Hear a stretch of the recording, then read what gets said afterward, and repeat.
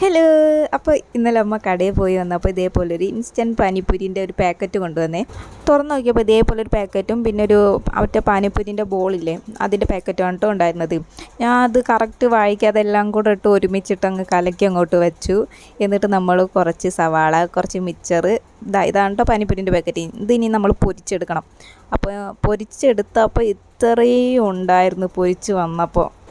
എന്നിട്ട് നമ്മൾ ഇതേപോലെ ഓരോന്നിങ്ങനെ അതിൻ്റെ സെൻറ്റർ ഭാഗം ഇങ്ങനെ കുത്തി കുത്തി പൊട്ടിച്ചിട്ട് ആദ്യം നമ്മൾ കുറച്ച് സവാള എടുത്തിട്ട് പിന്നെ കുറച്ച് മിച്ചറിട്ട് നമ്മൾ ഉരുളക്കിഴങ്ങ് എടുത്തില്ല കേട്ടോ, കാരണം ഉണ്ടാക്കാനുള്ള മടി കൊണ്ടാണ് എടുക്കാഞ്ഞത്.